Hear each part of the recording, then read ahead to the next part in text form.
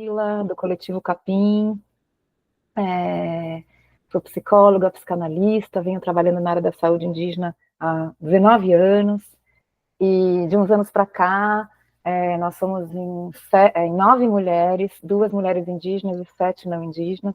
Estamos, de uns anos para cá, começando esse trabalho, construindo o Coletivo Capim, que vem trabalhando com pessoas que estão à frente de demanda em saúde mental indígena, né? Então, somos profissionais de saúde, somos mestres de saberes, somos indígenas e não indígenas que estamos à frente dessa demanda, e a gente vem trabalhando com rodas de conversa, vem trabalhando com escuta nos territórios, vem trabalhando, temos recentemente o núcleo clínico, onde algumas pessoas vêm atendendo pessoas indígenas, e temos também encontros de discussões clínicas e de aprofundamentos teóricos.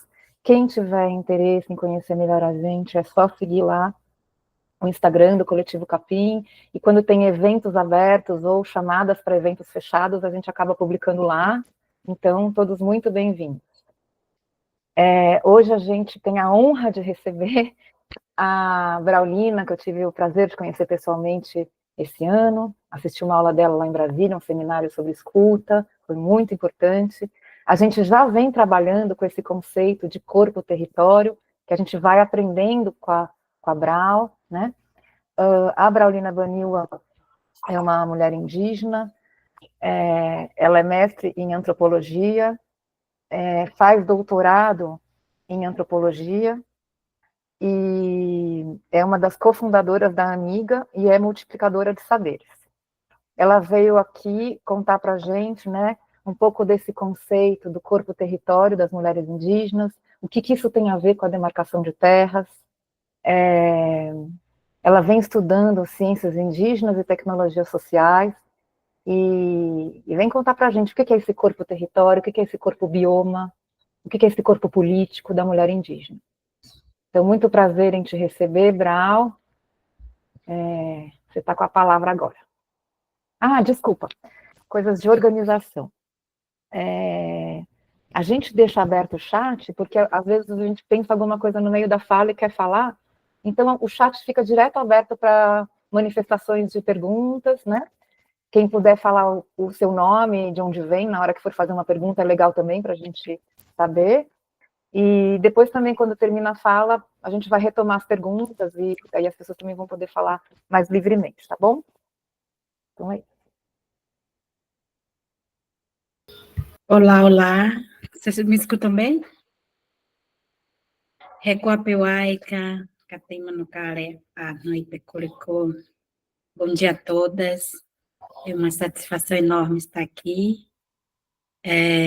Como a Lucila já me apresentou, para mim sempre um desafio grande falar à frente de mestras, né? Eu sei que vocês são de diferentes áreas de formação, mas eu vou compartilhar com vocês de forma muito feliz do trabalho que eu faço. É uma parte da minha dissertação de mestrado. Então, eu vou trazer algumas imagens que são muito específicas do meu povo e algumas que são públicas, são imagens públicas do meu trabalho que eu venho fazendo. Então, esse é o tema, né, do nosso encontro. Corpo Território em Movimento e Mulheres Indígenas. Eu sou uma mulher baniwa, de corpo território coletivo, pertencente ao Medzenhaco, do Alto Rio Negro, e está sempre em movimento em vários lugares. Eu estou em Brasília, mas a minha região de pertencimento, de nascimento, é lá no Rio Negro, onde estão meus pais, meus familiares. E esse corpo sempre está aí nesse desafio de trazer a visão e a ciência das mulheres a partir da minha escrita, né? Então, assim, é um conceito que nasce muito lá atrás, ainda na graduação, minha monografia também traz um pouco isso. Então, são imagens que me acompanham aí já há um tempo. Essa primeira imagem, ela foi a imagem de lançamento da Articulação Nacional das Mulheres, a nível do Brasil. Ela traz esse elemento de diversidade de mulheres, não sei se vocês conseguem enxergar, mas aí tem Cerrado, Amazônia, Caatinga, Pantanal, Pampa e várias...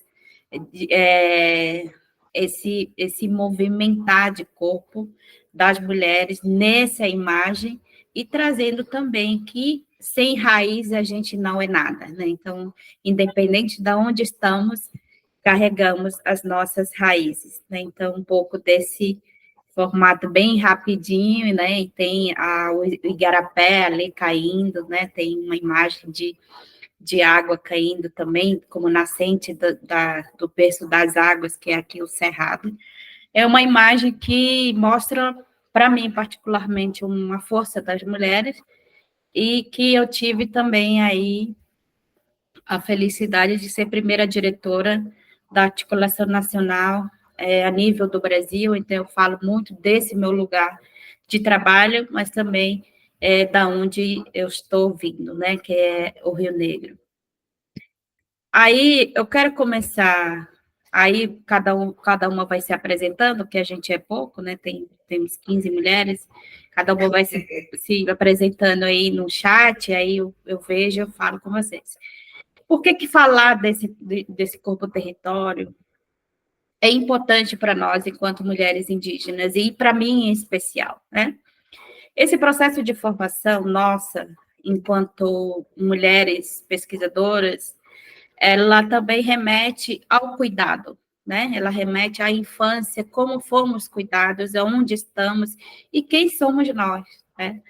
Então, assim, trazer esse conceito do corpo saudável a partir do meu povo, que é Medzeniaco, ela faz, na linha da antropologia, uma reflexão desse processo de cuidado coletivo, que são das mães, das tias, das primas, a comunidade toda, mas que dentro do processo narrativo história da antropologia brasileira, as mulheres indígenas não aparecem, desde os primórdios.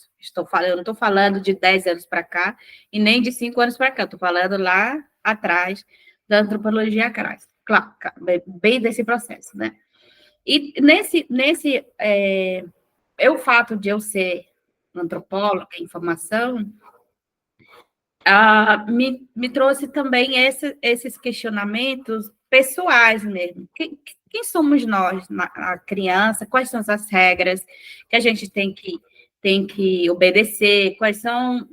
E esse processo, com a presença da escolarização e várias outras questões que estão ali presentes nos territórios, né? Quando chega nesse espaço de militância, de representatividade política, você lida também com esse corpo que, aos poucos, está num espaço totalmente diferente do que está acostumado. E quando você chega na universidade, também você chega num espaço que é totalmente diferente do seu convívio do território.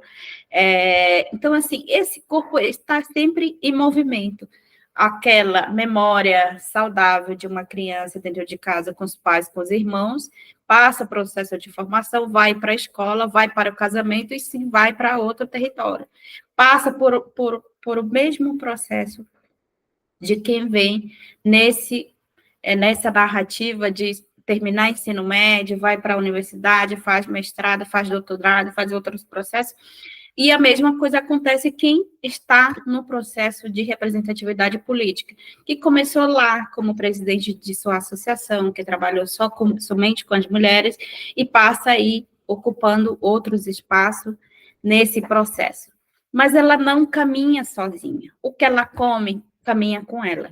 Quem ela é, caminha com ela. A língua dela caminha com ela. Então, independente de eu estar no Brasil ou estar fora do Brasil, eu vou continuar sendo essa mulher baniwa nesse processo, né, de território.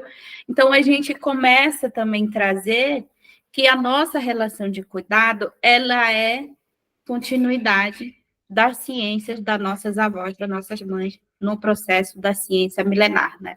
Todo trazendo também essa pegada da ciência, né, a essas regras da vida.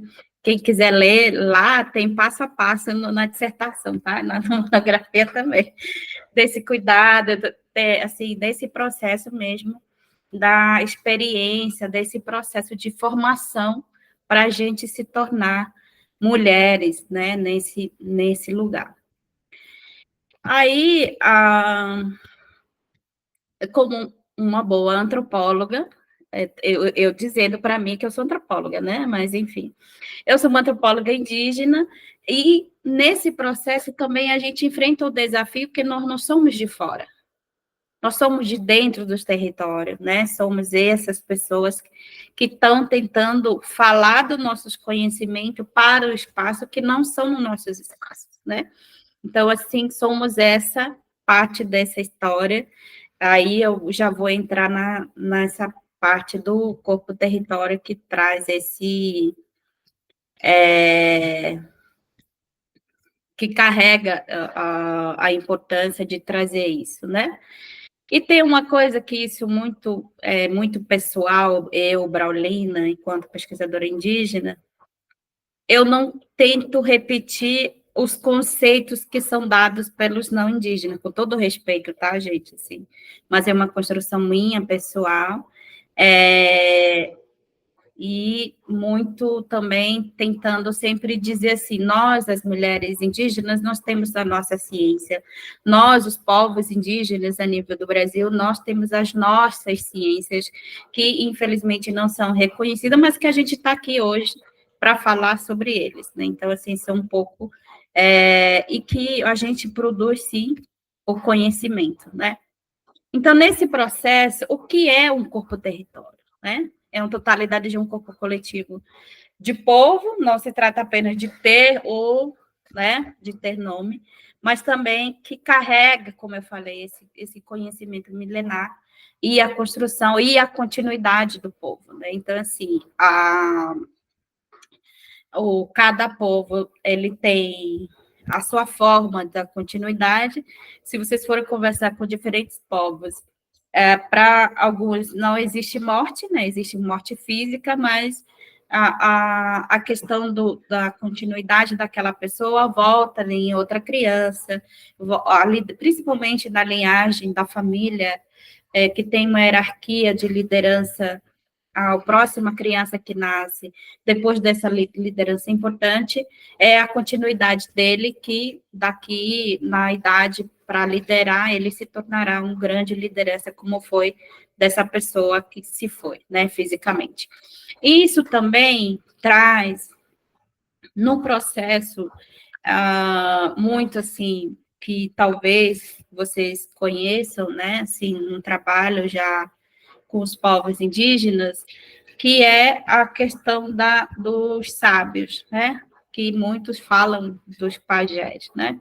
Existem pajés e pajés, né? E magés agora, mulheres também, que não é qualquer um, não é de ontem para hoje que essa pessoa se torna com esse conhecimento. Ele é a pessoa que vem para esse mundo para se preparar para ter o cuidar dos outros, né? Cuidar da coletividade, e a mulher do mesmo jeito. Eu trouxe essa imagem para falar desse corpo território, porque no meu povo é o seguinte: a minha mãe é mestra em produção na produção de cerâmica. Ela, o clã dela, as mulheres, elas são mestres até hoje.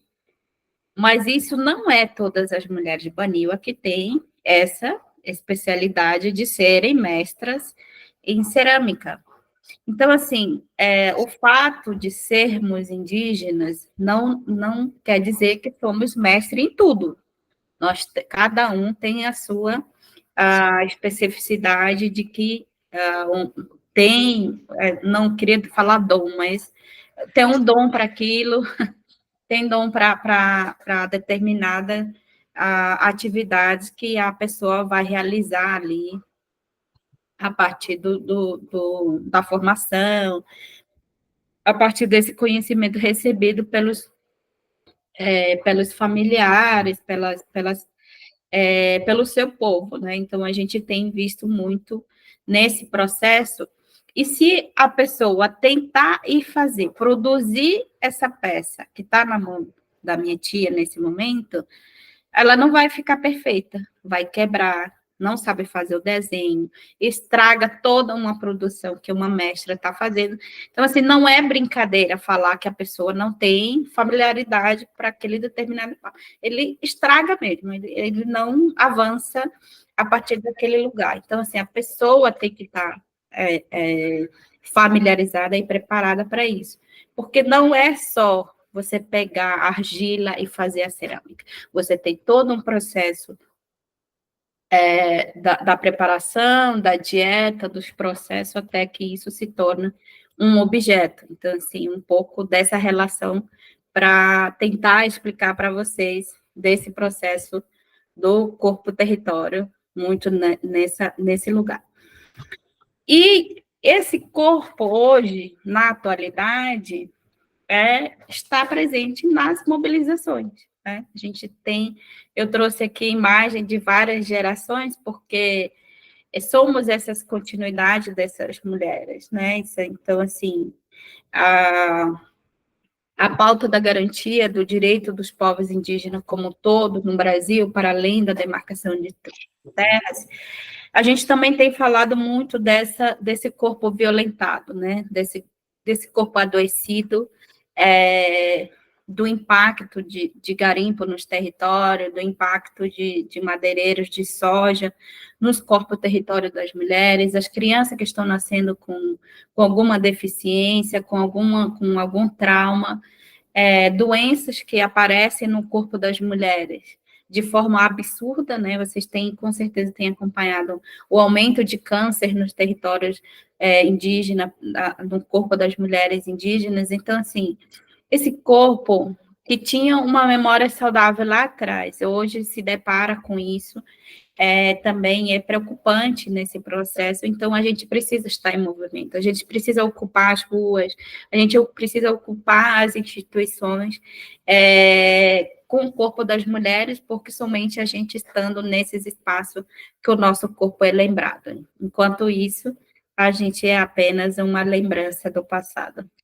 E nesse processo, muito do que a gente vem trabalhando na articulação, isso está no último capítulo da minha dissertação, que é esse falar para nós mesmos que nascer mulher indígena é um ato político. Nascer indígena no Brasil é um ato político, porque a gente nunca foi prioridade do governo, a gente nunca foi prioridade de nenhuma política pública, então é sempre na base da luta, sempre foi na base da dizer que somos pessoas, porque, como vocês sabem, nós não éramos conhecidos como pessoas de direito, nós fomos tutelados por alguns anos. Então, assim, esse processo do corpo político que transita, que se movimenta desde quem no processo de formação, a aprender a continuidade dessa luta também hoje, o corpo indígena é um corpo político de voz e fala e escrita, senão eu não estaria aqui falando com vocês da minha escrita. Então, são processos que é importante destacar para nós, enquanto mulheres, que isso foi possível há 10 anos. Né? Então, a gente tem aí poucas mulheres doutoras da minha área de antropologia, tem algumas em formação, eu sou uma da nossa articulação em rede, acho que temos 5 ou 6 mulheres indígenas doutoras em antropologia, né? No meu povo, a gente vai ter primeira mulher doutora ano que vem, que é a Fran, que está também aí no processo de formação. Então, assim, não dá para dizer ainda que temos muitas doutoras, não tem. Na área da psicologia, se não me engano, porque eu sou muito amiga da Anitta Tuxá, não tem nenhuma mulher indígena doutora na área da psicologia, doutoras também na médicas, né? Temos médica formada em medicina, mas nós temos doutoras com doutorado, né? Então, assim, a gente ainda está em processo de formação,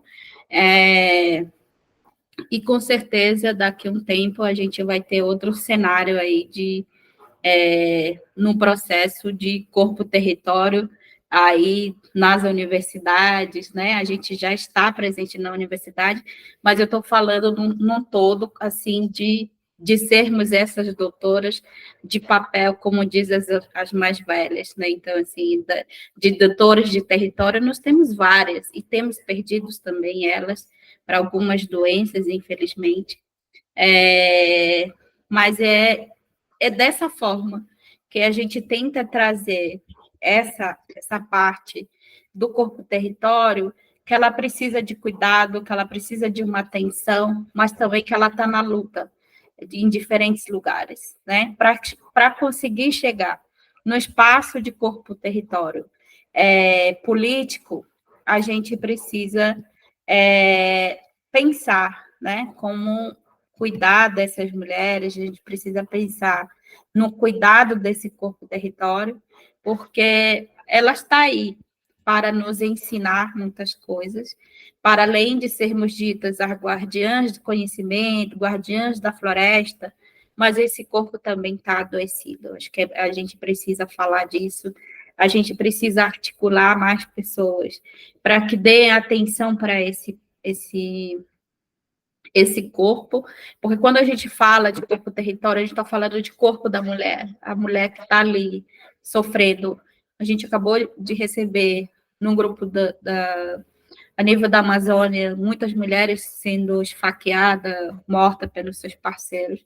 Então, assim, a diversidade de violência, ela não dialoga com o corpo com território saudável, ela não dialoga com esse corpo que está tentando se movimentar para chegar nos espaços políticos, nos espaços de manifestação, que possa trazer as mais velhas, os mais novos, as nossas bebês, né, que estão aí, que continuarão essa luta, se muitas de nós estão adoecendo, né? Então, esse corpo-território, ao mesmo tempo que está aí, estampando vários lugares, colorindo telas, demarcando os espaços, mas também passa por essa situação de invisibilidade, de silenciamento, ainda, né, em muitos lugares. Então, assim, construir esse conceito para a gente tentar trazer aliados também é um desafio, porque o processo como conceito, ela é colocada, às vezes, não é da forma como nós entendemos o conceito do corpo-território, né? Então, é um pouco isso, eu deixo aberto aí, se vocês tiverem mais curiosidade, a gente conversa, de forma bem simples. Eu não gosto muito de trazer, eu trouxe referência, não sei de onde, eu não gosto. Eu gosto de falar o que eu tentei traduzir para esse trabalho, que é uma escrita que eu defendo muito, que é uma escrita em português indígena, porque lá eu sempre falo que eu não falo bem português, então, que dirá escrever bem português, né? Então, é uma tentativa de traduzir desse trabalho para essa dissertação e que contribui também com vários espaços, né? Então, é isso. Agradeço a atenção e se tiver pergunta, a gente conversa. Obrigada. Obrigada, Braulina. Então, eu queria abrir aqui para uma conversa, né, para perguntas. Então, eu queria saber se alguém tem pergunta, eu gostaria de aprofundar um pouquinho mais sobre os temas que a Braulina trouxe.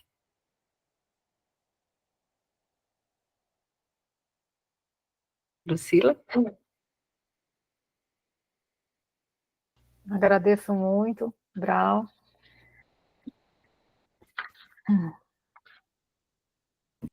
Bom, eu acho que eu vou começar uma pergunta, então, Braulina, para a gente... Sim, começa. Também tenho depois. Vamos animando. Eu tenho várias perguntas, mas eu queria começar perguntando para você como é que... Você falou muito desses cuidados, né, que as mulheres, desde pequena, são cuidadas na aldeia, aprendem. E como é que estar em outros territórios? Como é que continuam esses cuidados, né? Porque a gente sabe de uma série de, né, de dificuldades de estar em outros territórios, né? Então, eu queria te perguntar um pouco como continuar esses cuidados em outros territórios, né? Pela sua experiência. Eu pensei em falar só de cuidados, viu, gente? Mas também quis trazer outras coisas.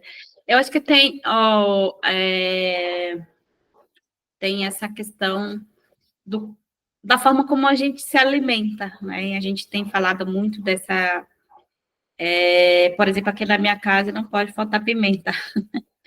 Pimenta, farinha, que é da minha mãe, acho que é uma coisa que não pode faltar de jeito nenhum.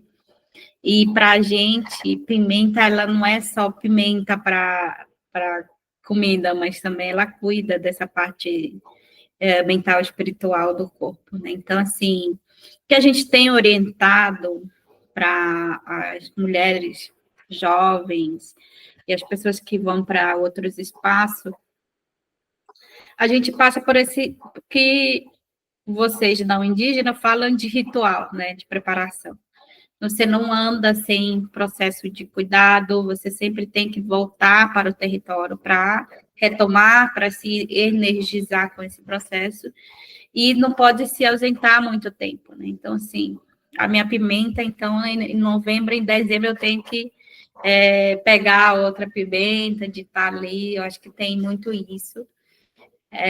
Para mim, um dos desafios muito grandes quando eu cheguei aqui em Brasília foi a questão da comida.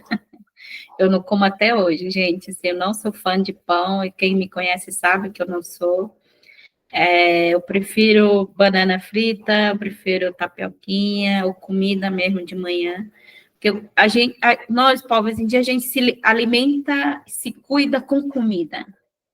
Então, se a gente não tem uma comida saudável, o nosso corpo adoece. O corpo, ela sente falta dessa e isso foi fortalecendo mais esse entendimento também quando eu me tornei mãe, né? Assim, se você tem uma boa alimentação, bom cuidado com o seu corpo, seus filhos serão essas pessoas saudáveis e você terá um parto saudável para compartilhar com outras mulheres. Agora, se você não tem isso, para a faca mesmo, vai sofrer e tá tudo bem, né? É aquela coisa. Mas, assim, é legal? Não, não é legal, porque a gente sempre foi essas mulheres que têm esse processo de cuidado para que tem esse parto saudável, que tem um corpo saudável. Na minha idade cultural, já sou velha, estou com 40 anos, sou bem velhinha para a minha cultura, então já sou tia-avó.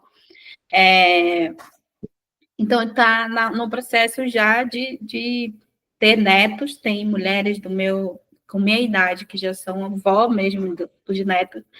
E as mulheres do meu povo, as minhas tias, por exemplo, elas não são gordinhas como eu, né? Que mora na cidade, que come coisa ruim, que elas falam, né? Muito doce, muitas coisas, assim, não dorme direito, não come direito. Então, assim, eu acho que tem muito essa questão. Eu sempre falo que o corpo, ela se movimenta com a comida. Então, assim, eu acho que o que a gente come, o que faz a gente se sentir bem, né? Então, assim, para mim, a farinha e a pimenta não podem faltar, às vezes falta, mas vai para aquele industrializado mesmo, até conseguir o nosso de volta. Então, acho que é isso um pouco desse lugar de cuidado. Não sei se eu te respondi, viu? Respondeu, obrigada, Pro. Lucila, você quer fazer uma pergunta, Satin? Eu gostaria, sim. Então, dentro desse processo, né, Brau, de cuidado do corpo-território, a gente conversava preparando esse evento, né, o quanto isso também tem uma dimensão política, macropolítica, que tem a ver com a demarcação de terras, né? E eu queria que você falasse um pouco mais, assim, dessa parte, porque todos os desafios que nós encontramos em relação a essa boa comida, né? A essa boa comida sem agrotóxico, a essa boa comida que é plantada e cultivada nas terras indígenas, né? Então, uma relação importante, né, que eu acho que você traz para a gente pensar e para a gente se aprofundar, que é essa relação do corpo-território com a demarcação das terras.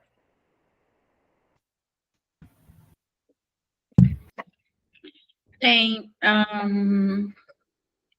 se a gente não tem território, não tem aonde plantar. Essa é a primeira coisa. A segunda coisa é que quando se pensa numa memória saudável, um corpo saudável da mulher, na continuidade da existência dos povos,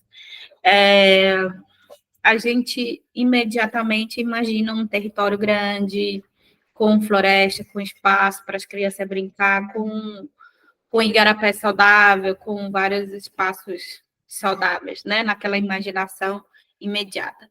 Mas, infelizmente, se você volta para esse corpo-território, para algumas regiões no Brasil, a imagem que vem é sangue, é morte, é soja, é derrubada de florestas, né? Então, é uma imagem muito triste quando a gente relaciona também essa questão das mulheres no processo de demarcação de terras. Então, assim, se a gente não tem demarcação, o corpo adoece. Existem muitas mortes, porque não é o corpo doente, ela não é só porque você está gripada ou com dores, ou você se machucou, pegou vários pontos.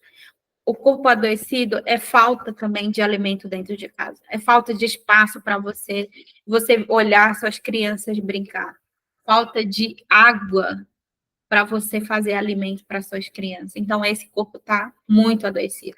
Então, assim, sem esse processo de demarcação, a gente tem visto muito em algumas falas dos contra os indígenas, que dá pedaços de terra para eles produzirem, para eles virarem gente. Não é sobre virar gente, não é sobre produzir, mas da forma como, para nós, para além de demarcação física, o espaço de lugares sagrados são importantes para a nossa existência. Não é só você ter um pedaço de terra, não é como na cidade, eu quero esse lote de tantos por tantos, eu pago por isso. Não é isso. Mas é a forma como nós vamos fazer formação dentro desse território, como nós vamos nos cuidar a partir desse território, e que a ausência desse espaço é morte. Acho que é a forma mais correta de dizer nesse momento, né? Tem o processo da colonização dos corpos, que é um outro texto que eu trago, em outro trabalho que eu fiz, desse entendimento mesmo de as percas, né? A ausência são percas, a ausência são doenças. Então, assim, não tem como pensar num corpo-território protegido, separado de demarcação de território. Então, é um pouco, acho que é igual a ter uma fala que eu faço, assim, para um outro público que nunca teve contato com os indígenas, eu falei assim, gente, você não fica feliz quando você começa a quitar o seu apartamento e sua casa? Para a gente é isso, demarcação é símbolo, nessa simbologia, eu tenho minha própria casa, eu vou deixar de pagar aluguel, eu posso pensar em outras coisas, né? Assim, então, assim, ter um território é você pensar em diferentes formações, nas práticas, né? Em outras relações que a gente tem nos territórios. Queria abrir, tem para mais perguntas. Eu quero. Vai, Isabela. Braulina, é um prazer te conhecer, viu? Eu sou Isabela, sou psicóloga, sou psicanalista, estou fazendo um estudo sobre a vivência dos estudantes indígenas aqui na Universidade Federal de Goiás, sou daqui de Goiânia. Inclusive, seu livro, o livro que você organizou junto com a Josileia e com a Lucinha, é meu livro de cabeceira, tá no meu trabalho, né? Inclusive, queria que você fosse da minha banca. Estava até falando com a Lucila sobre isso. E aí a minha pergunta é justamente sobre essa questão que você traz, assim, né? De que ainda há poucas doutoras. E aí, quando você fala poucas doutoras, eu estou entendendo que você está falando de mulheres, né? Tem uma professora aqui do programa de antropologia da UFG, a Camila Mainardi, não sei se você já ouviu falar dela. Ela fez agora, recente, um levantamento em todos os programas de pós-graduação em antropologia do Brasil, e aí ela dá uma mapeada, assim, o que os estudantes indígenas estão produzindo, né, os temas, quem são, né, os estudantes que estão na pós-graduação e tudo. E aí ela traz que tem uma diferença, principalmente no doutorado, né, de que realmente tem menos mulheres no doutorado, tende a ter menos mulheres no mestrado também, mas no doutorado essa diferença é maior ainda, menos mulheres indígenas, menos publicações de mulheres. E aí eu queria entender, assim, um pouco como é que você pensa isso, assim, se isso tem a ver com essa questão da importância da presença da mulher no território, no sentido disso que você trouxe, né, da importância da geração, né, da continuidade do clã, se isso tem a ver com o papel que a mulher tem dentro do território, ou se isso tem a ver com outras coisas também. Como que você tem entendido esse cenário da presença das mulheres na pós-graduação? Isabela, posso emendar uma Pode, claro. Que conversa com isso? Eu fiquei pensando também, Braulina, quando você estava falando, porque é interessante isso, né? Na academia você fala de poucas mulheres, mas ao mesmo tempo na política as mulheres estão dominando. Aí você pega o Ministério dos Povos Indígenas, você pega, né, uma série de lideranças indígenas, mulheres muito fortes, né? Então eu queria que você fizesse um pouco, né, como é que você pensa isso? Por que tem essa ausência na academia, mas ao mesmo tempo um fortalecimento das mulheres nesse âmbito da política? Só emendando um pouco com a pergunta aqui da Isabela. Perfeito. Mais alguém?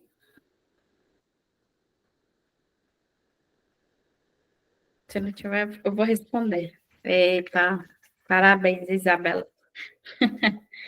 Espero que tenham gostado dos livros. Está saindo a segunda edição desse livro, até em novembro, ele deve estar no lançamento. Então, outras histórias. Avisa a gente quando sair, que eu vou querer já. Tá bom. Então, assim, poucas no sentido que a gente está chegando. Eu acho que não é a questão de não querer estar na academia. É a forma como nós, mulheres, fomos a segunda geração a entrar nas universidades. Né? De ter essa oportunidade de poder dizer, eu posso ir para a universidade com a minha aldeia toda. A aldeia toda é filho, periquito e papagaio junto. Porque a gente é mãe muito cedo, assim, né? E as universidades não foram preparadas para nos receber com a nossa aldeia, que são nossos anexos, nossos filhos, né? Então, assim, poder falar para essas mulheres, através desse trabalho de incidência nos territórios, que existem cursos regulares que são diferentes de licenciaturas interculturais. Nós temos várias mulheres graduadas nas interculturais, mas eu estou falando, em especial, na antropologia, na pós-graduação, que dirá em outros cursos, isso que eu estou dizendo. Estou falando, por isso que eu falei, as doutoras de papel, acho que tem doutorado, né? Nós temos muitas mulheres aí de diferentes áreas. Nós temos, por exemplo, uma parenta Pataxó, que é doutora em História. Nós temos uma outra parenta que é doutora em Letras, mas, assim, doutora em Letras, doutoras em História, mas elas só são as únicas, por exemplo, dessa área. A gente está em processo de ter a primeira doutora indígena em arqueologia. Estou falando dessas mulheres que vieram do território, que passaram o processo de formação em educação escolar e que conseguiram chegar nas universidades através dessas afirmativas. Estou falando dessa turma. A outra que a gente que a gente sabe que com esse processo de autodeclaração existem algumas parentas mulheres indígenas que são doutoras, mas que se reconheceram enquanto parente recentemente. Então, para a gente, elas não entram ainda nessa categoria de quem veio do chão da aldeia para o chão do mundo, sabe? Assim, existe essa diferença para nós. E não é pelo fato de estar no território, mas aqui é muito recente, Isabela, é muito recente para nós. Então, as primeiras mulheres que entraram no doutorado estão finalizando. Nós tivemos a primeira doutora na antropologia, a professora Chiquinha Apareci, no museu, porque foi a primeira universidade que abriu doutorado para receber mulheres indígenas, sabe? Então, não é todos os programas que recebem também a gente. Aqui na UNB são 2 vagas para o mestrado. Então, assim, são poucas vagas que recebem e que dão condição para a gente permanecer e se formar, porque é longe de casa, é longe de território, então tem muito isso. E a gente tem, eu acho que algumas mulheres, se não me engano, se são 3 ou 4, que são doutoras em educação, que é outra área, né? Então, mas também são poucas, né? Assim, considerando aí o número de povos, nós somos 305 povos. Se a gente tivesse uma doutora em cada povo, seria um avanço muito grande para nós. Sim, no meu povo, só para vocês terem uma ideia, o primeiro doutor foi o Gerson Vanilla. Agora, ano que vem, a gente vai ter primeira doutora mulher. Então, assim, ao pouquinho, olha, a diferença do ano que o Gerson se formou ao ano que vamos ter a primeira doutora do meu povo. Então, para a gente é um pouco essa, assim, de chegar, porque sempre tem um intervalo. Terminou graduação, eu vou ter o neném, porque eu vou ficar no território para ter o apoio. Eu terminei mestrado, eu vou casar, vou ter neném. É sempre essa vida que dialoga também com a vida familiar, que a dinâmica é totalmente diferente de vocês, né, que só pensam em casamento depois de pós-doc, depois de rodar o mundo, a Europa toda. A gente não, a gente quer ter filho junto, parir dissertação, parir filho junto, às vezes junto com a graduação, mas é algo que está chegando da minha geração, por exemplo, das mulheres, a gente está chegando no doutorado um pouco mais cedo. Estou chegando no doutorado com 40 anos. A primeira geração chegou no doutorado com 45, então está começando a chegar as mulheres indígenas com a idade mais nova, né? Considerando que a gente chegou na universidade com 26 anos, né? 26, 27, a média. Agora está vindo a outra geração que está chegando na universidade com 18 para 20 anos. Então, daqui para frente, a gente vai ter aí mulheres doutoras com idade mais nova, né? Então, agora, com relação à nossa presença na política, acho que a gente fez um trabalho maravilhoso, né? Vocês estão vendo a mulher buchuda aí, gestou de forma muito revolucionária esse processo. Eu falo que esse foi um trabalho que eu me orgulho muito de ter feito parte, de ter tido a oportunidade de conversar com mulheres de diferentes idades, povos e territórios, de a gente chegar hoje onde estamos, né? Estamos, sim, no Ministério. A imagem após essa mulher grávida são 2 nenéns, não sei se vocês perceberam, mas tem na página, no site da Amiga, que são 2 bebês, porque a gente está no governo executivo e no legislativo, e a gente continua gestando junto com as raízes também nos territórios. Então, a parte da raiz, mulher grávida e 2 neném, continuam aí batalhando para que mais mulheres cheguem, né? E a gente teve aí uma bela participação também na eleição municipal agora, com várias lideranças, caciques, mulheres sendo eleitas. porque eu acho que é esse também o processo do entendimento, né?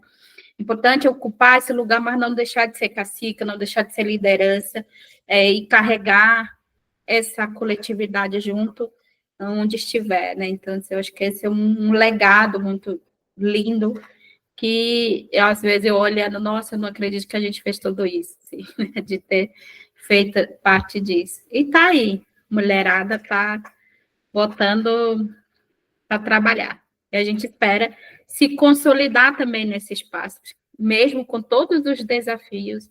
É primeira-ministra, é a primeira presidente mulher na Fundação Nacional dos Povos Indígenas. Então, imagina os não indígenas querendo derrubar a gente diariamente. Eu estou falando de mulher, viu? Então, assim, esse é o desafio gigante para nós, né? Tem galera que quer a gente lá na floresta, a gente escuta isso no corredor diariamente. Então, assim, por que esse povo não volta lá para a floresta, né? Pega sua banana, volta para a floresta. É o que a gente escuta diariamente. Então, assim, esse espaço também é adoecedor. Por isso a importância desse corpo território vir preparado, vir bem alimentado com suas coisas do seu território, para poder enfrentar isso, porque estar no espaço é fazer enfrentamento diário. Obrigada, Braulina. Eu ia brincar que precisava ter uma mulher à frente da CESAI, né? Porque a gente tem um indígena à frente da CESAI, mas eu acho que as mulheres têm uma outra percepção, né? E a subsecretária é uma mulher. E todas as secretárias são mulheres indígenas. É. E nesse lugar, ela é doutora em bioantropologia de saúde, uma das diretoras. Então, assim, a gente também tem esses lugares estratégicos aí para ocupar. Sim. Então, eu queria ver se tem mais perguntas. Eu teria, não sei se posso fazer agora. Claro, Lúcia. Então, prazer, Braulina, eu sou psicóloga, psicanalista, tive já a oportunidade de acompanhar por um período em terapia 2 indígenas, período pequeno, e eu tenho 2 perguntas, na verdade. Uma é porque eu recebi um flyer do Frei Mateus falando da mobilização que vai ter em Brasília agora, entre o dia 27 e 30 de outubro, contra a PEC 48, né? E como a Lucila falou da questão política, né, dos territórios, eu gostaria que você contasse um pouco sobre essa mobilização nacional, né, contra o marco temporal, né, para a gente estar acompanhando um pouco mais de perto. E a minha outra questão, Braulina, caso você possa falar disso, né, é um pouco sobre o conflito que você observa que existe dentro dos povos indígenas em relação a esse protagonismo da mulher. Estou perguntando isso porque eu assisti um documentário da Cristina Flória sobre as mulheres chavantes, e no lançamento desse documentário vieram mulheres, né, para o lançamento no SESC, já faz alguns anos, e eu lembro que uma das coisas que a Cristina comentava é como foi importante as mulheres falarem, porque não era o lugar delas na aldeia chavante, elas não tinham esse lugar da fala, né? E aí também pela questão da diferença que tem, às vezes, entre uma geração indígena de meninas, né, de mulheres que já têm uma voz e querem escolher os seus parceiros, e a geração anterior que quer escolher o parceiro da filha. E os conflitos até pela diferença geracional, né? Como a gente tem também os brancos, né? Tem isso de outro jeito, mas também tem, né?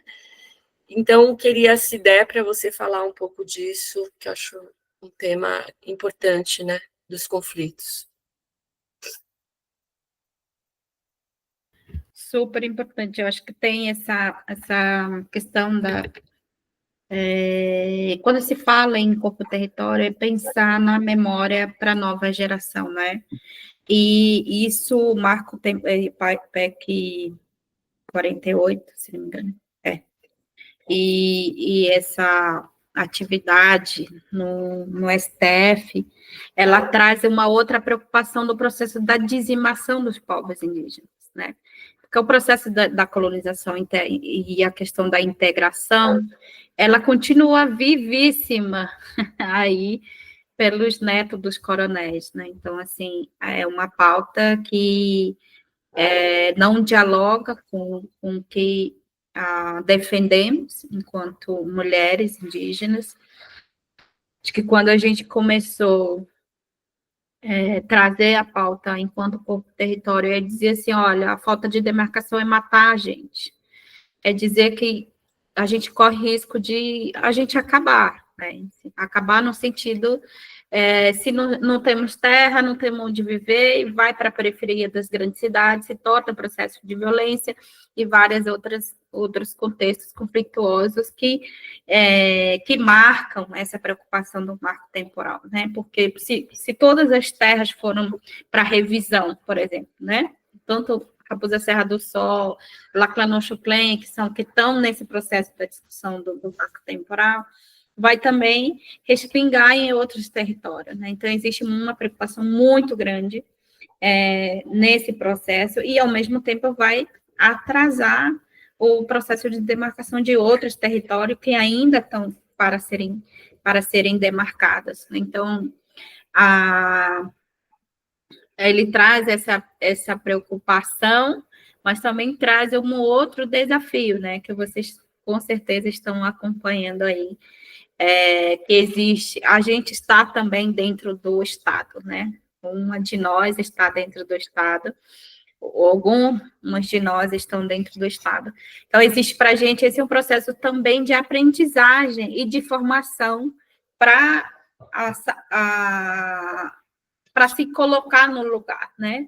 A pauta da demarcação de terras indígenas no Brasil continua sendo a pauta principal nossa, de vida mesmo, de continuidade, e para os espaços de diálogo com o governo, dizendo as políticas públicas que queremos são dessa forma, né? Tentar colocar que a consulta prévia, livre e informada, ela precisa ser também a parte importante em todos os processos de diálogo com os povos indígenas. Mas também a gente tem os parentes que são a favor de soja, a favor de garimpo, que estão lá dizendo, esse aí precisa passar porque a gente quer trabalhar. Então, assim, em qualquer lugar, eu acho que no mundo tem essas diferenças de opiniões, mas são, como eu falei, são aprendizados para a gente, para serem refletidas, para avançar mais fortalecida em diferentes pautas, né? Agora, sobre as mulheres, eu vou dizer uma coisa que, como militante dessa pauta, eu acho que eu nasci no processo de organização indígena, tendo pai, tio, irmãos no movimento indígena, é a mesma coisa que eu falei sobre a nossa presença de sermos doutoras nas universidades. Fomos a segunda geração a aprender português. Então, assim, com quem que as instituições falavam nos territórios? Com os homens. Porque a primeira turma que foi para os internatos, para formações, foram os homens. A maioria dos ex-padres nos territórios, onde chegou às igrejas católicas, são homens. Por quê?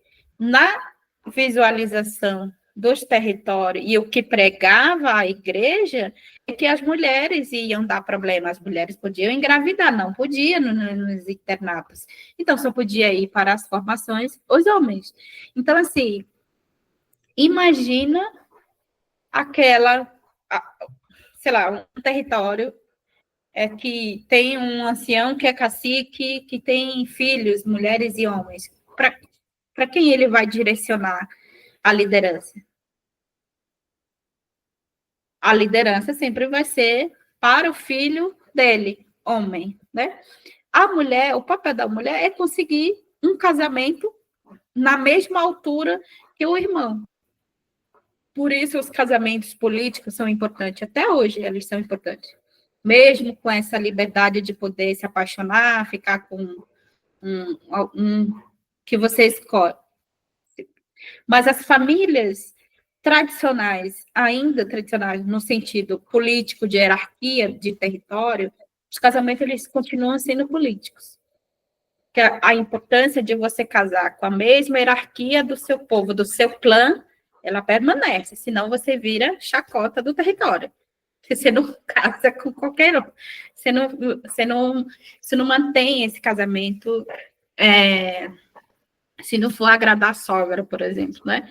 Mas e aí, por isso que essa discussão do corpo-território, a escrita dentro da academia, por nossa geração, é dizer as mulheres que formam os melhores lideranças, porque elas que gestaram eles. As primeiras formações passaram por essas mulheres para eles serem bons lideranças. Então, o pajé só é bom pajé por ele ter uma mãe excelente, por ele ter uma avó excelente. Então, esse diálogo de trazer o corpo-território, consciência das mulheres e dizer quem produz conhecimento dentro dos territórios são as mulheres, e elas precisam da visibilidade, e elas precisam desse protagonismo. E trazer elas como coautoras e coprodutores desse conhecimento junto conosco, que somos da academia, é de forma a dizer assim, existimos, nós produzimos ciência, mas também formamos líderes. Porque para a gente ter um pajé, uma liderança, uma mulher cacica em territórios, elas precisam dessa base de uma mãe, de uma avó, seja por parte de pai, por parte de mãe. São as mulheres que vai formar essa pessoa. Então, também dizer para eles. Eu falo isso porque, na minha entrevista, quando eu fui falar do conhecimento das mulheres, por exemplo, na narrativa no meu povo, você vai dizer, os baniwas são donos da floresta, mas flauta sagrada. Mas em nenhum momento você vai ver que as donas da flauta sagrada são as mulheres. Na nossa mitologia, as donas das flautas sagradas, não sei por que floresta está na minha cabeça, as flautas sagradas são as mulheres. Porque elas geraram um filho, sabe? Então, assim, a gente precisa também um pouco de trazer essa visibilidade dentro da nossa própria narrativa mitológica de existência enquanto povos indígenas, do próprio surgimento, né? Aí você vai ver que as mulheres, de fato, têm uma participação e são parte super importante nesse processo. Em alguns povos, as mulheres estão começando a se orgulhar do trabalho que elas fazem, de se orgulhar no sentido para falar com os outros. Porque, eu sou apenas a mulher de cacique. Meu papel é o quê? Fazer comida para a visita, ter uma boa casa limpa para receber eles. Esse é o papel que foi colocado também para a gente. O processo de violência colonial nos territórios também foi isso. Você tem esse papel para isso. Mas se a gente pegar lá atrás com as anciãs, essas mulheres eram as donas dos cantos, as donas das melhores pinturas para aquele momento de formação, para aquele espaço de convívio social entre os territórios. Então, assim, é poder falar desse corpo-território que foi invisibilizado, violentado, porque não se fala disso, e trazer isso num processo de protagonismo é dizer assim, homens, vocês não existem sem a gente. Então, para a gente criar nossos filhos, a próxima geração, com todas os conhecimentos que ainda nos restam, porque a maior parte foi perdido no processo, a gente precisa também dar voz e fala para essas mulheres, né? Então, assim, eles falam que é importante acompanhar as mulheres. Eu falo isso porque a gente fez caravana das originárias e eu sou uma das coordenadoras. Os homens, chegaram a impedir a nossa entrada em algum território. Porque, na visão deles, a informação que eles têm é que a gente está... somos feministazinhas indígenas, entende? Assim, essas categorias que a gente é colocado. E essas pessoas a gente convida para ouvir, porque a gente não está falando, você vai desrespeitar os homens, não é isso. É você se valorizar enquanto mulher, valorizar o que sua avó te ensinou, valorizar o que é dentro de casa, para depois defender seu povo em diferentes lugares. Então, esse cuidado de colocar as mulheres no espaço de protagonismo também traz esse desafio. Tem homens que nos ajudam quando a gente está na roda, eles que estão lá, cuidando das crianças, preparando alimento, trazendo. Em outros territórios, não, porque eles falam que isso pode trazer um problema. Porque eles falam assim, e agora eu que vou ter que cozinhar para minha esposa, porque esse é o trabalho que as meninas fazem. Existe também essa leitura que aqui na sociedade não indígena, quando a mulher se apresenta como feminista, né? Qual é a primeira questão? Nossa, né? Então, assim, esse processo de protagonismo e dizer para elas, ela já é parteira, a anciã, ela já é rezadeira, benzedeira dentro do território. Então, ela já tem um papel importante, ela é protagonista desse processo, ela produz a ciência dela, com os remédios dela, ela é a médica do território. Então, a gente precisa também valorizar o lugar dela. Eu acho que esse processo de valorização, aos poucos, essa nova geração, dessa galera com 30 anos, agora, que passa por esse processo de entendimento, aí a gente vai ter uma outra narrativa, talvez daqui 20 anos, viu, Lúcia? Porque nem todos os povos no Brasil aceitam a liderança das mulheres. E ainda tem aquilo, né? Assim, as mulheres podem falar depois.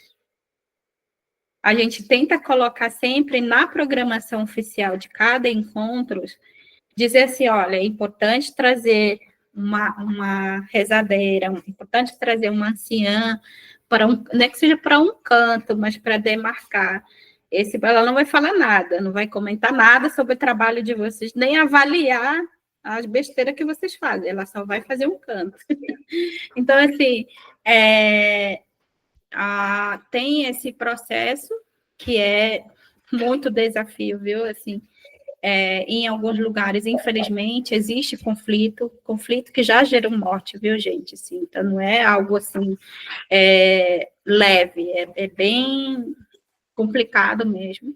Em outros lugares, não. Esse é o momento das mulheres. Então, a gente está aqui para aplaudir vocês, a gente está aqui para caminhar junto com vocês, a gente está aqui o que vocês precisarem. Essa é a leitura em alguns territórios.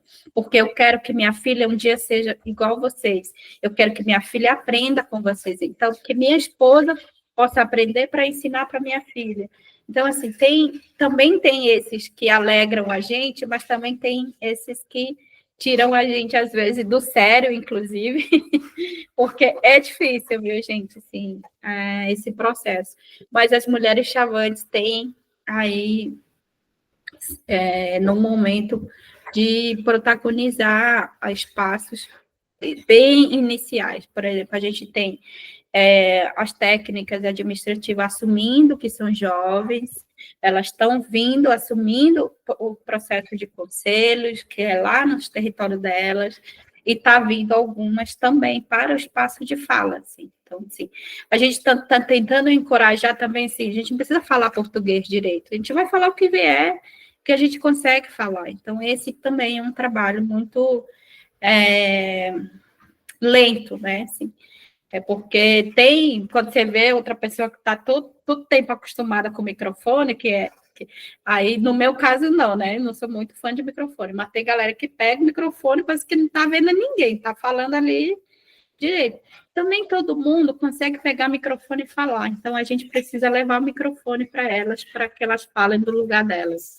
Então, é isso, assim, eu acho que tem esses momentos de aplauso, momentos de choro, e trabalhar com pauta das mulheres em qualquer lugar é difícil. Que dirá trabalhar com as mulheres nesse movimento indígenas, né? Obrigada, Auralina. Queria ver se tem mais perguntas.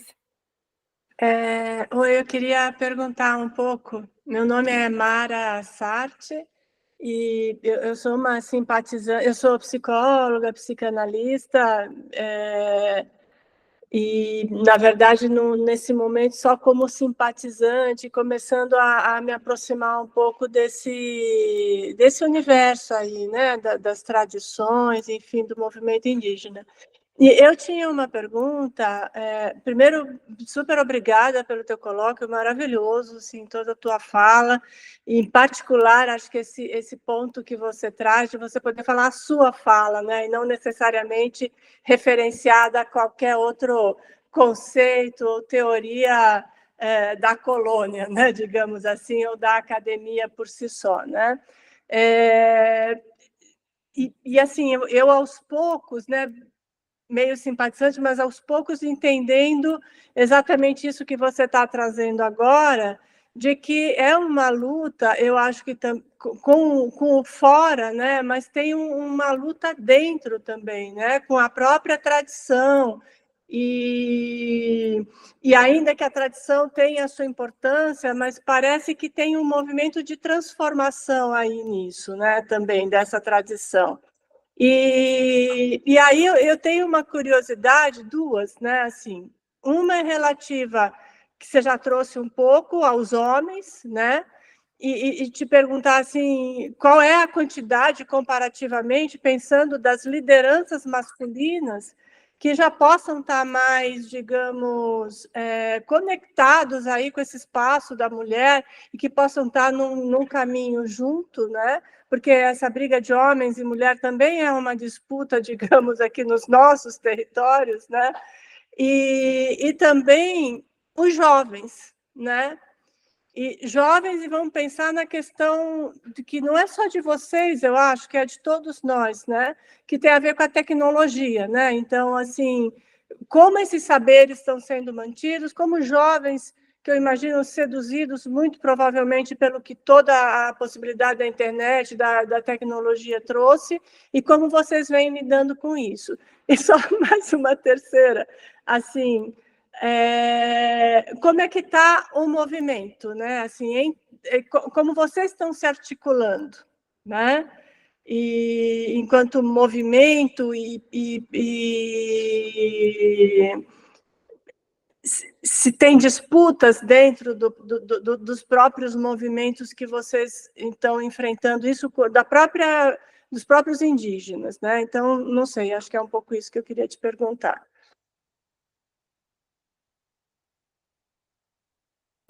Braunilda. Só isso, né? Só isso. Olha, então,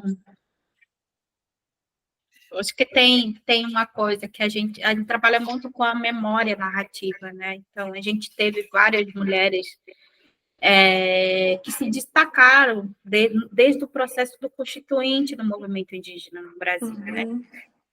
As primeiras mulheres que protagonizaram esse processo de coordenar a criação das coordenações regionais a nível do Brasil.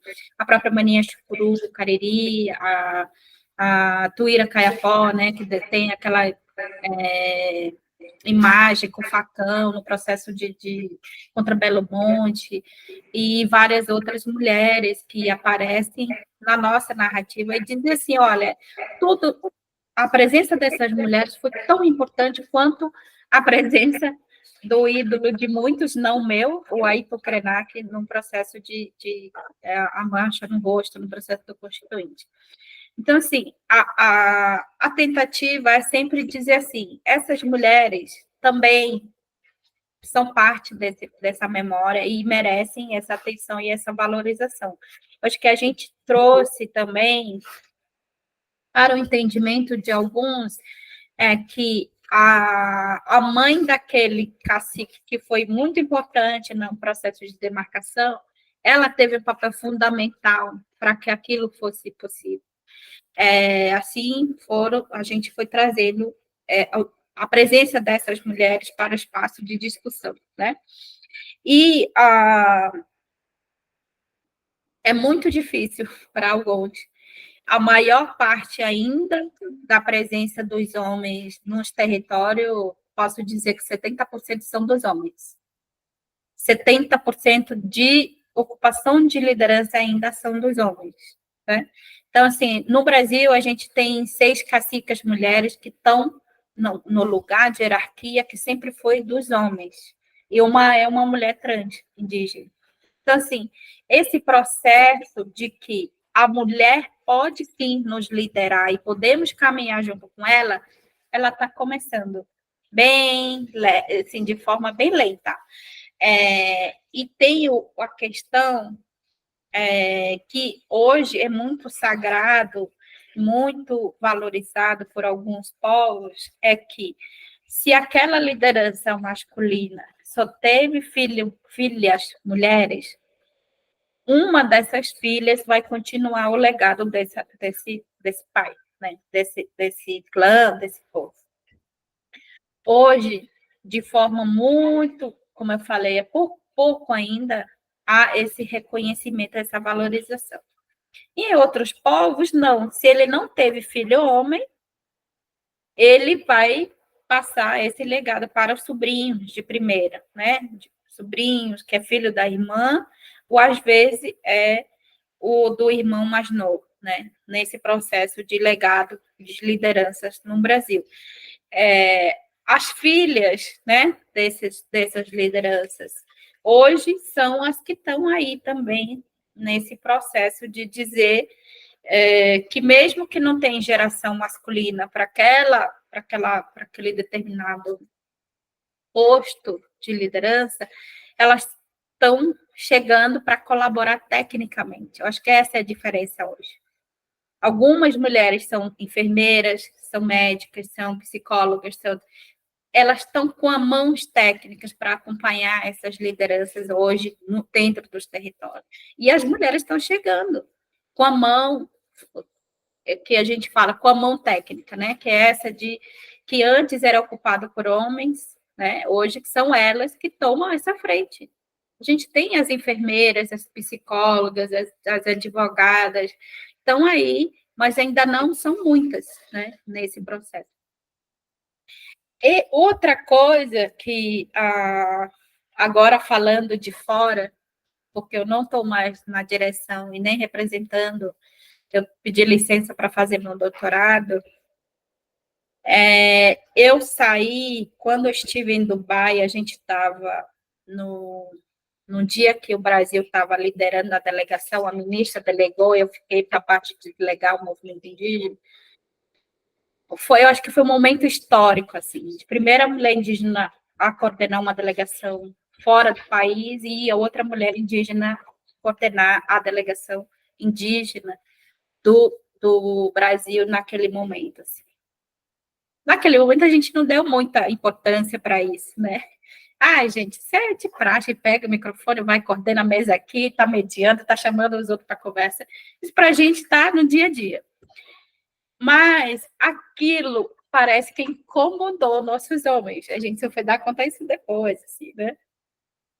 Porque a maior delegação que foi também foram as mulheres. Então, assim, a gente também quer aparecer, a gente não vai ter um momento também de entrevista, não sei o que. Isso foi nos bastidores, né? Não na nossa frente.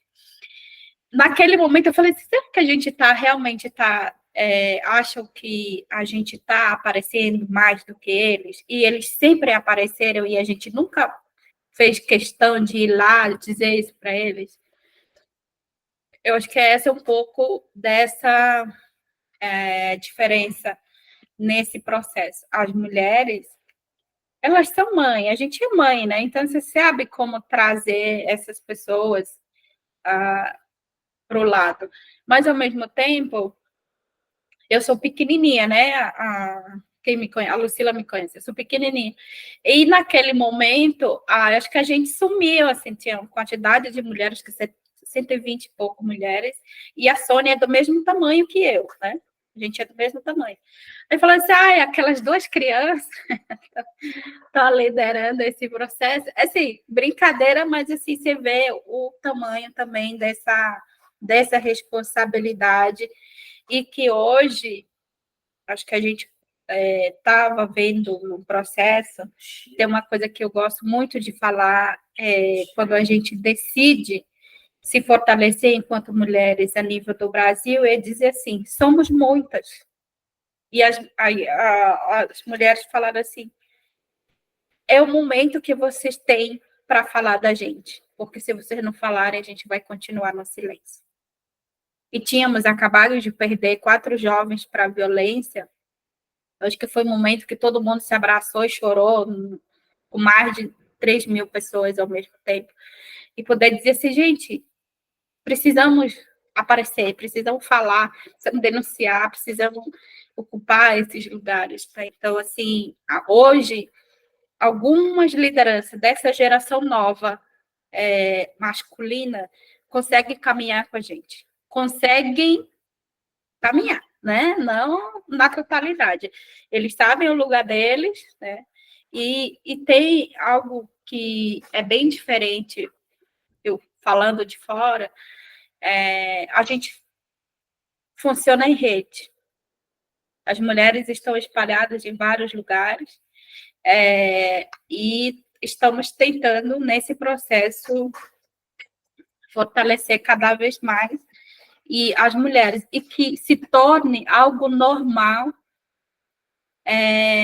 ser mulher, liderança nas instituições, nas organizações, nas rodas, né?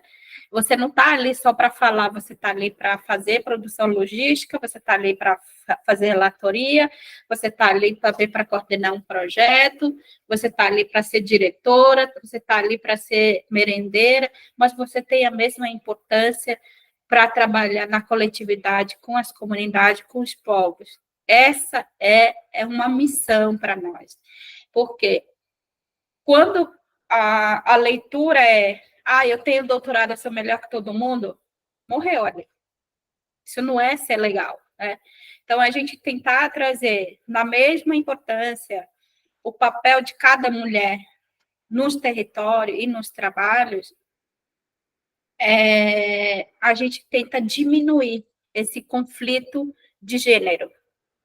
Porque aí o pai que tem filhas pequenas, ele falou, um dia eu quero que minha filha se torne médica ou professora da comunidade, e está tudo bem.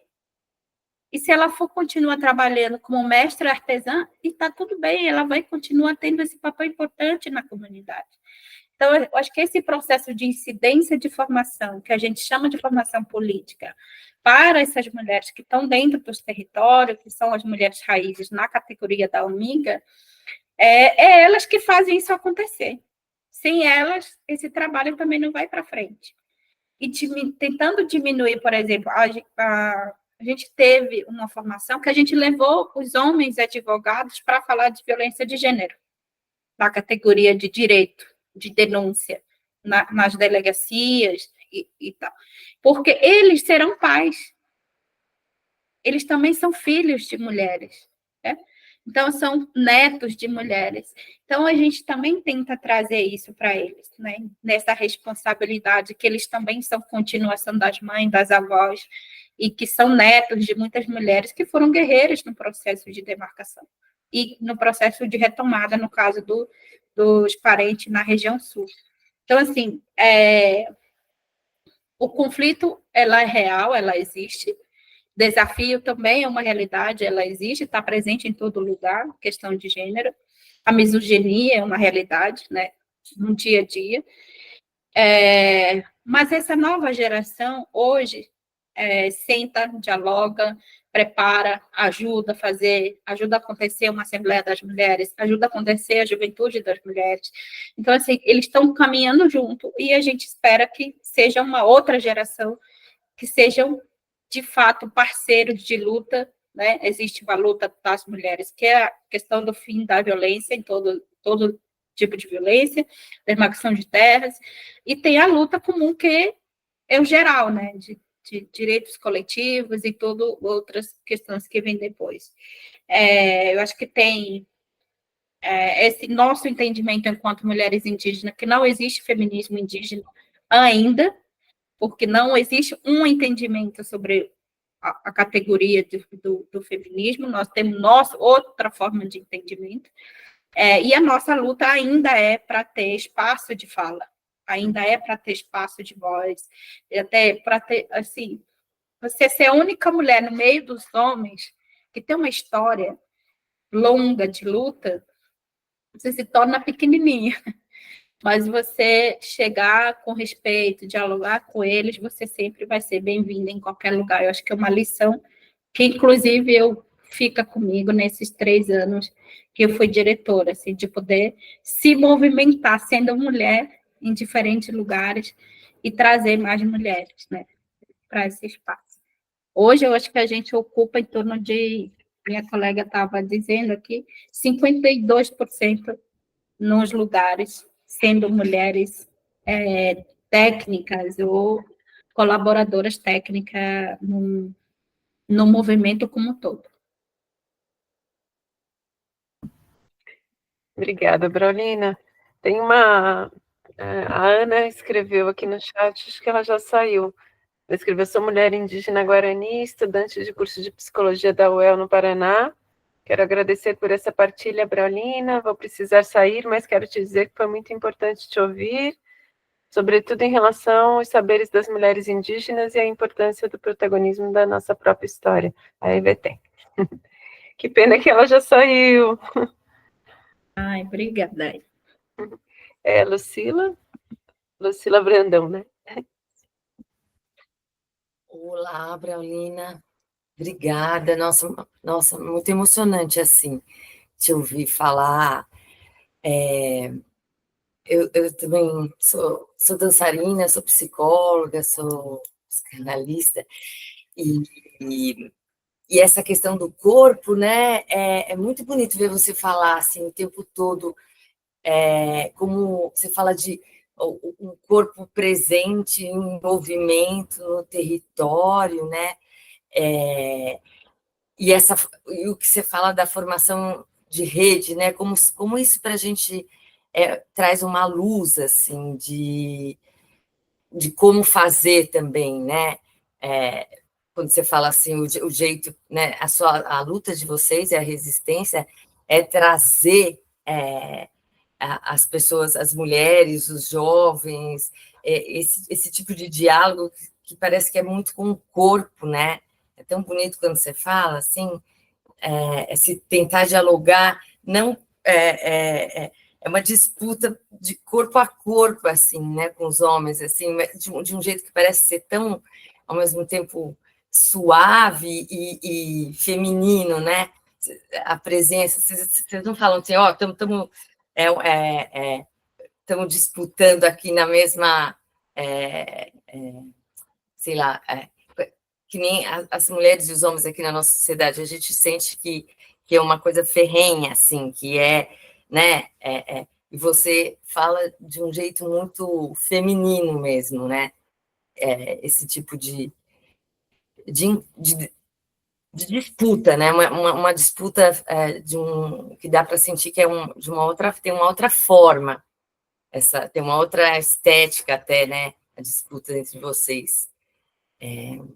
Então, sei lá, só queria agradecer, e se você quiser falar mais sobre isso, porque eu achei muito interessante todas as vezes que você mencionou o corpo, o trabalho com o corpo mesmo, o tempo todo, né? É muito interessante. Eu vou trazer um relato. Posso emendar, Brau? Pode. Emendar na pergunta da minha xará? Pode. Porque, assim, corpo... Pega leve. Muito bom. Contrário, eu vou querer fortalecer a união da mulherada.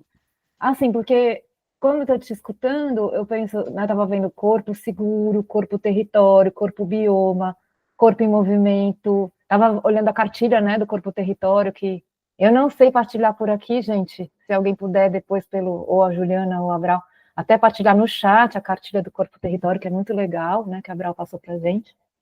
E o que eu pensava é assim, né? Porque espaços de poder ocupados e ocupando por territórios de mulheres indígenas, né?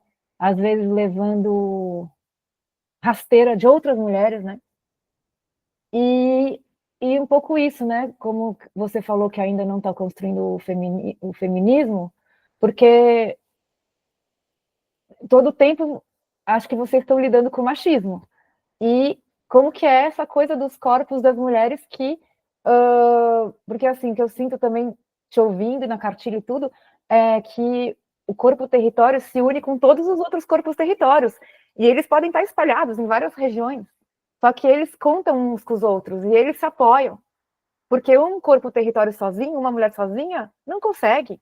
Porque o machismo é muito grande. Tudo é muito pesado e violento, né? Então, eu emendo essa pergunta na comentário da Lucila sobre o corpo, porque tem essa coisa que ela falou, né? Do jeito do corpo da mulher, mas as mulheres têm que estar juntas, né? E como que é isso do enfrentamento do machismo e até enfrentamento do machismo das mulheres também, e da violência das outras mulheres também, né? Super desafio, mas vamos aí, bravo.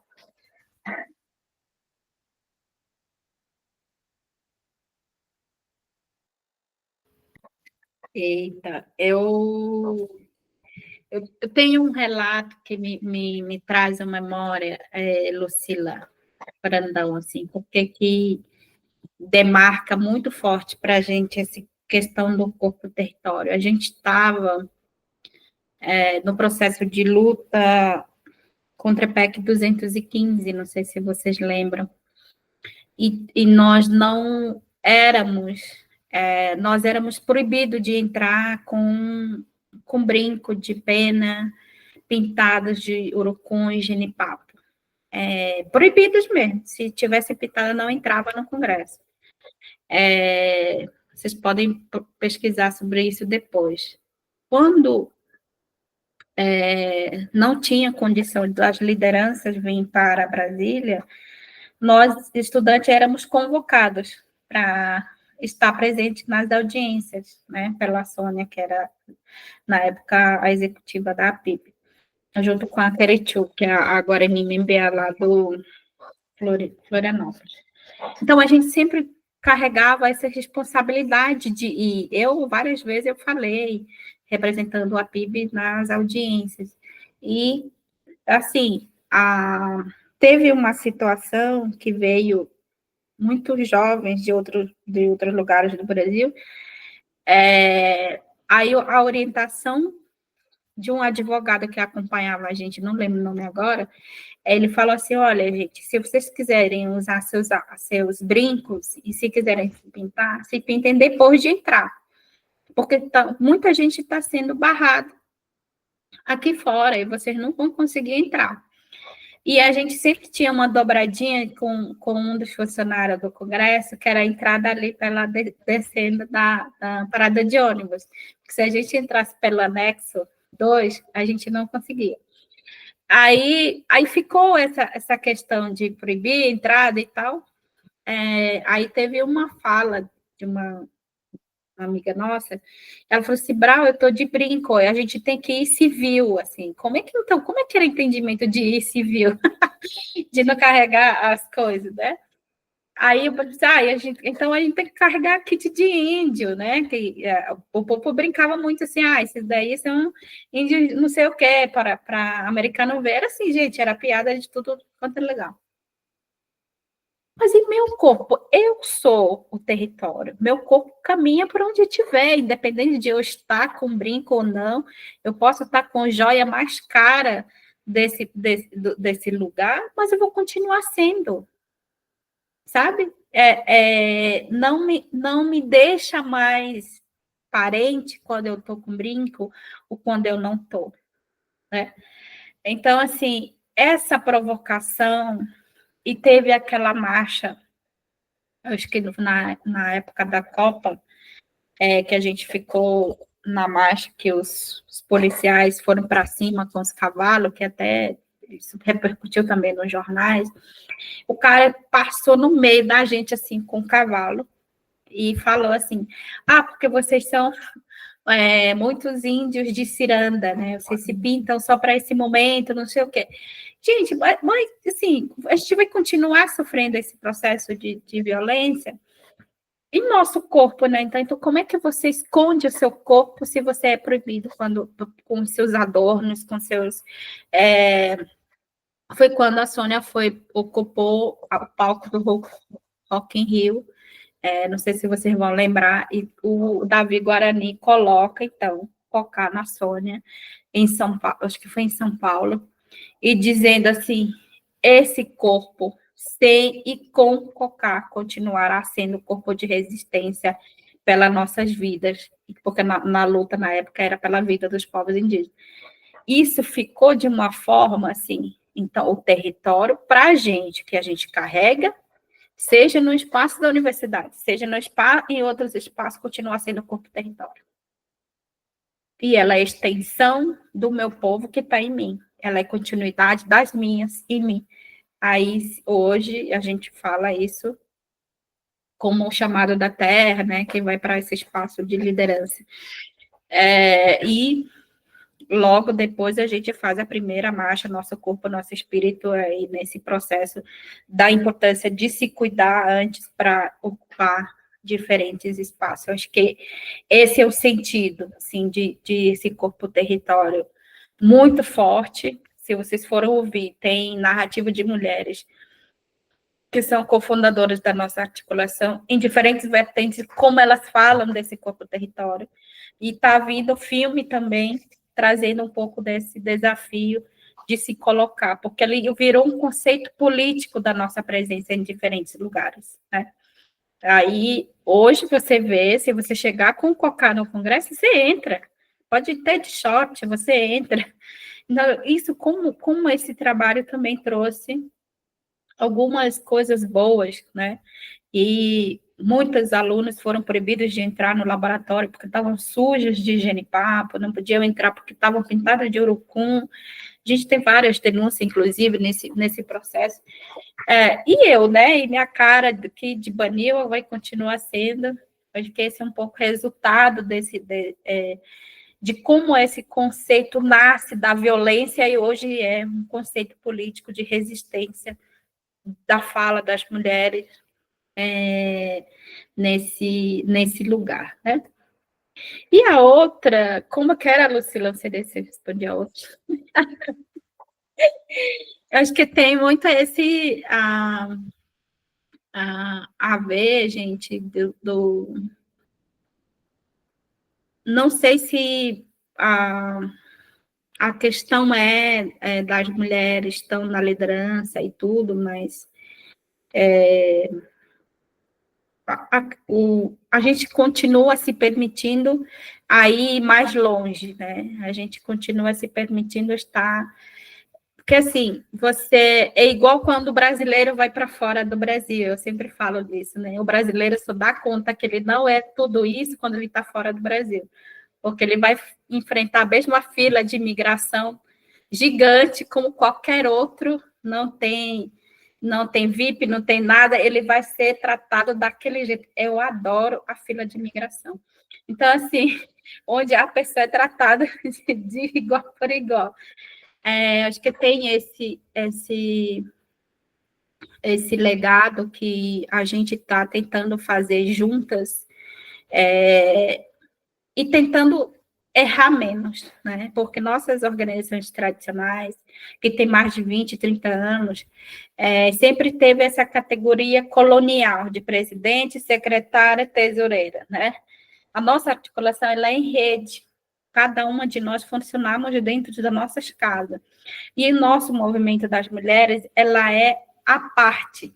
Temos nossas vidas profissionais no dia a dia normal e tiramos um tempo para dedicar ao movimento das mulheres.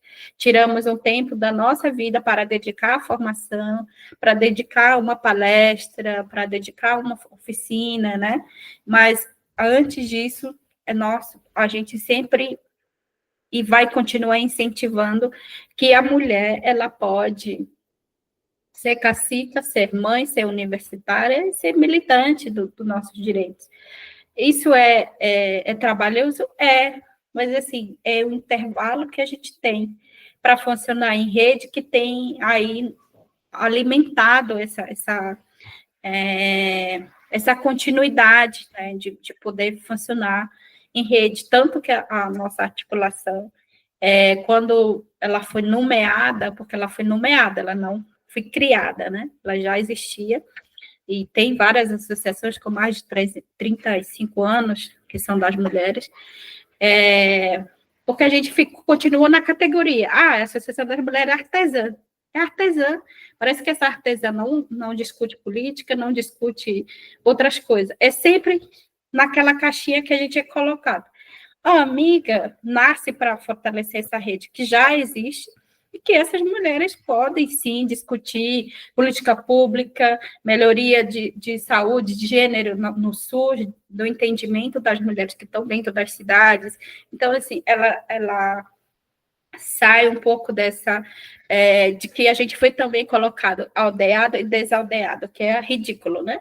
O fato, por isso, o conceito do corpo-território. O corpo-território pode morar na Europa e continuar lá sendo o corpo-território indígena. E precisa desse apoio, precisa dessa atenção, precisa desse cuidado. Acho que um pouco essa ideia que a gente sempre é colocado em conceito pelos externos, né, de fora para dentro. E a gente tenta trazer de uma outra forma, muito filosófica, poética, da Célia Chacriabá também, nesse processo de construir os conceitos nossos, que são próprios, né, assim, e é uma articulação que eu tenho muito orgulho de dizer que nasce por nós, mulheres indígenas, e foi na minha gestão assessorada e trabalhada somente por mulheres indígenas. Nessa gestão, eu não sei como está, porque eu não fui em nenhuma reunião ainda. Talvez só ano que vem. Então, assim, é esse processo também. Porque a gente valoriza muito o outro e a gente não se valoriza. Eu acho que esse também é um pouco dessa tentativa de dizer para nós mesmos que a gente pode fazer várias coisas. Obrigada, Braulina. A gente tem 9 minutinhos, né? Eu queria só ver se alguém tem mais uma pergunta rapidinha, ou se a gente já passa para a Braulina fazer mais. Eu queria retomar a pergunta da Mara Cristina, que foi sobre a tecnologia, né? Porque a tecnologia acho que é um tema importante, e a tecnologia está na mão de todos. A Mara Cristina fez a pergunta: como é que vocês estão lidando com essa questão com os jovens? E eu queria juntar a essa pergunta o contraponto mesmo, né? Porque a tecnologia está na mão de todos, mas tem um saber sobre a terra, né? Que os indígenas trazem e que hoje em dia também é um contraponto, né? Eu fiquei bem aflita outro dia numa palestra que eu fui falando sobre inteligência artificial, que é um tema que eu não conheço em nada, mas que começou a me angustiar muito, e eu pensei, bom, o saber da Terra é um contraponto a esse saber da inteligência artificial também, né? Então, acho essa pergunta bem importante de a gente, né, para a Braulina poder falar um pouquinho. Foi mal. Eu acho que a tecnologia, ela aproxima de quem tem uma pauta comum, mas também ela desafia como ela chega dentro dos territórios. E a gente tem recebido bastante, até no passado, denúncias de acesso a site de adultos, né, pelas crianças nas comunidades, né? Isso é uma questão bem preocupante. E a outra é a tecnologia hoje ela ajuda a salvar vidas e ajuda a denunciar quem mata a gente, né? Então, hoje a denúncia, ela, mesmo que a delegacia se nega a registrar boletim de ocorrência naquele determinado município onde ocorre a violência, ela é pressionada pelo Estado para que ela assume essa responsabilidade porque a informação já está em outros lugares, né? Então, existe essa tecnologia a favor da vida, né? Mas também ela desafia a importância de educar nossas crianças no uso da tecnologia, e muito para a questão do nossos conhecimentos, ela se torna aliado, porque você pode gravar uma mitologia, memória de conto, usando a ferramenta tecnológica que até a terceira geração vai poder assistir, né? Então, essa aí é uma forma também que a tecnologia se torna aliada, e poder gravar, né? Porque como a gente é muito da oralidade, às vezes é difícil você gravar para transcrever, né? Mas gravar a pessoa falando e a pessoa ouvir, assim, e tem uma cena muito marcante esse ano para mim, assim, das mulheres que eu acompanho, a irmã de uma amiga minha, eles perderam o pai durante a Covid, né? Aí eles gravaram, ela falou assim, um dia eu vou ter um filho menino, eu quero que meu pai reze no meu filho, né? Então, eles gravaram ele em vida ainda, assim, como é que prepara o menino quando ele nasce e tal, e ela teve o primeiro filho, de fato, o menino. E quem fez a reza no filho dela foi o pai, mas foi através do áudio e vídeo, sabe? Então, aproxima você conhecer a história daqui, não está mais aqui, e ajuda também a guardar as línguas, por exemplo, a questão das línguas indígenas, os cantos que foram se perdendo ao longo do contato, e português virou a comunicação universal entre nós, né, entre os povos. Porque se eu falar em Bani, o Guarani não vai me entender, se falar em Guarani, então eu não consigo entender. Então, o português se tornou essa linguagem universal entre nós. A questão é um pouco, já finalizando minha fala, dessa provocação que você faz das tecnologias sociais, é um trabalho que eu faço muito para contrapor a questão da economia mecanizada, né? Nós, povos indígenas, nós temos nossa própria tecnologia de manejo e monitoramento territorial, de manejo, de monitoramento dos rios, né, dos lugares, das florestas, e que é pouco falado. Então, nós temos nossa própria tecnologia social, de povo para povo, né, de manter esse conhecimento, de poder continuar produzindo o que nós temos e hoje também disputar o mercado e fazer com que o mercado entenda o nosso tempo de funcionamento, né, que é uma outra tecnologia, que a gente não para a nossa vida para fazer uma coisa, a gente faz acontecer ali no dia a dia, que é um desafio muito grande. O pessoal fala muito agora, né, essa moda de, quintal verde, ecossistema da natureza, a gente faz isso há milhares de anos, milênios, né, são tecnologias ancestrais que precisam também disputar esse espaço, né? Então, também estamos aí nesse processo, tentando dizer que os povos indígenas têm suas ciências, que têm suas tecnologias, que as nossas sílabas vogais, elas são totalmente diferentes de vogais de escolar, né? E é isso, acho que tem essa tensão agora, por conta da mudança climática, da justiça climática, as pessoas tentando entender o que a gente sempre falou, é o que eles estão tentando entender nesse momento, né? A importância de território, a importância do verde, né, nos lugares, mas a galera tem outro interesse, né, que é a economia acelerada, pop, aí matando muitas pessoas, muita biodiversidade no Brasil, infelizmente, né.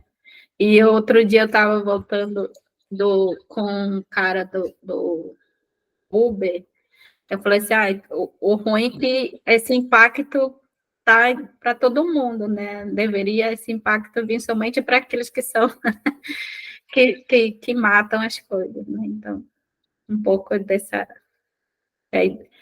questão da tecnologia que está aí, é só a gente olhar para o lado, que ela vai estar presente e na memória da gente também. Brau, nossa, eu queria agradecer muito a sua presença.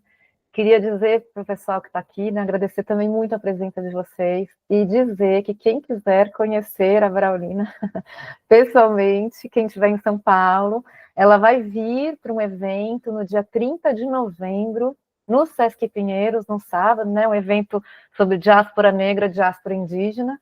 Acho que mais para frente a gente, quando tiver o card, publica ali no Coletivo Capim também, no Instagram, acho que a Brau também tem o Instagram dela. E, aproveitando, também convido para um evento aberto, presencial, do Coletivo Capim, que será na Faculdade de Saúde Pública na USP, na sexta-feira, no dia 8 de novembro, às 17 horas, teremos a voz sobre viver bem de 4 mulheres indígenas, 4 etnias diferentes, né? E vamos continuar a construir a nossa rede. E agradeço muito a presença da Brau, de todas vocês. Acho que a gente está aqui nas palavras finais, né? Vou fechar meu microfone, já falei muito. Espero poder vê-las todas em breve novamente. Obrigada, Braulina, e todos os participantes. Acho que foi muito legal a nossa conversa hoje aqui, muito inspiradora.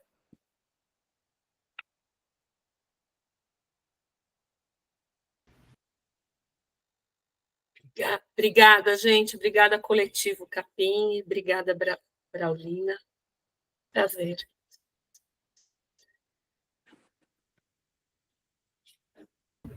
Tem uma fala bonita aqui também da Rafa Silva. Gostaria de agradecer a Braulina pela fala. Eu pesquiso o corpo e território das mulheres quebradeiras de coco no Bico do Papagaio, Tocantins. Aprendi muito. Peço desculpa porque uma amiga enviou o link da fala para fazer inscrição. Eu não conheci o coletivo, que era feminino. Legal. Obrigada, gente. Só agradecer também a atenção de vocês. A gente segue aí nesse processo de trabalho, que não é só meu, mas de várias outras mulheres. Trouxe um pouquinho do que eu escrevi, mas também tem ele no repositório aqui da universidade. Acho que é uma missão, assim, que a gente tem de falar sobre isso, de uma forma que a gente tem tentado também trazer de uma forma, assim, que a presença das mulheres tem uma importância muito grande nessa construção da nova narrativa da própria sociedade brasileira, essa relação da sociedade brasileira com os povos indígenas, e muito traduzido pelas mulheres, né, nessa questão para além da presença, mas também reflorestar a mente das pessoas, que é uma linguagem que a gente usa na amiga, que é a questão do afeto, humanizar esse processo, né, que sozinha a gente não caminha, mas se tiver várias de nós que defendem o corpo das mulheres, porque eu acho que essa é a diferença, a gente está falando de corpo feminino, que pode ser de qualquer corpo feminino, que precisa dessa proteção, que precisa dessa atenção, né? Então, assim, vamos seguindo, segue lá a página da articulação, tem a minha também, de vez em quando eu estou aí em São Paulo, de vez em quando eu estou em outras atividades, e aí, esse momento, estou muito dedicada para a pauta da economia nos territórios indígenas. E está vindo um livro muito bacana, que vai ser só com as mulheres da Amazônia, vai ser muito lindo também. Então, sempre estou nesse desafio de organizar livro, trazer outras mulheres, nesse momento só no doutorado, mas sempre também aí à disposição para diálogos, quem queira nos ouvir. Obrigada, gente.